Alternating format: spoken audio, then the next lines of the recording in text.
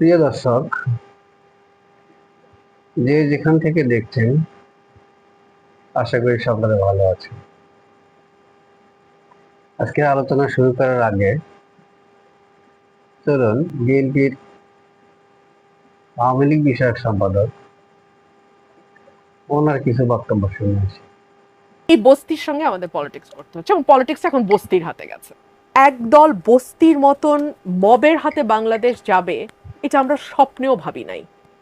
এইরকম একটা বস্তির হাতে বাংলাদেশ এত এক বছর ধরে জিম্মি, এক বছর ইজ আ লং টাইম। দুঃখজনক। আওয়ামী লীগ যে ভাষায় কথা বলতো, আজকে আমি একটা ডাকাতের মতন চেহারার ছেলেকে দেখলাম একই ভাষায় কথা বলতে। এক্স্যাক্টলি হি ওয়াজ ইকোয়িং আওয়ামী লীগ। প্রিয় দর্শক, আপনারা এতক্ষণ শুনলেন ব্যারিস্টার রুমিন ফারহানের কিছু বক্তব্য। ওনার বক্তব্য এক জায়গায় বলেছেন, বস্তির সাথে আমাদেরকে রাজনীতি করতে হচ্ছে। বড় দুঃখের বিষয়, এই বস্তির ভোটেই ওনারা মন্ত্রী হন, এমপি হন, অথচ ভোটের পরে এই বস্তির লোকদেরকে ওনারা ছুঁড়ে ফেলেন। বস্তির লোকদের উপর এতই যদি অনীহা বা ঘৃণা, তাহলে উনি ভোট চাইতে যেন বস্তির লোকদের কাছে না যায়। তাহলে তো ওনার রাজনীতি করাটাই ঠিক নয়, কারণ রাজনীতি করতে হলে ওই বস্তির লোকদের কাছে ভোট চাইতে যেতে হবে।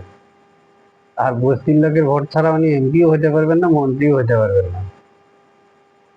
আরেক জায়গায় বলেছেন যে এই বস্তির হাতেই এই এক বছর এই বাংলাদেশটা জিম্মি, ওনারা এক বছর সহ্য করেছেন, আর সহ্য করবেন না। তাহলে কি করবেন? মব করবেন। তারপরে হাসনাত আব্দুল্লাহ ডাকাত বলেছেন উনি। তো উনি কি ডাকাত? হাতটা বানিয়ে দেখেন না হাসনাত আব্দুল্লাহর মতো সন্তান, পারেননি না। সেই হ্যাডম আপনাদের নাই। আপনার বিএনপি ওই হ্যাডম নাই যে হাসনাত আব্দুল্লাহর মতো সন্তান তৈরি করবে। যাই হোক, আমি সেদিকে আর গেলাম না। ভালো মন্দ দর্শক আপনারাই বিচার করবেন। এতক্ষণ ভিডিওটি দেখার জন্য আপনাদেরকে অশেষ ধন্যবাদ।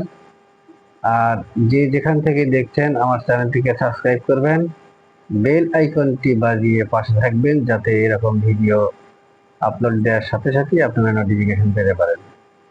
শুভরাত্রি।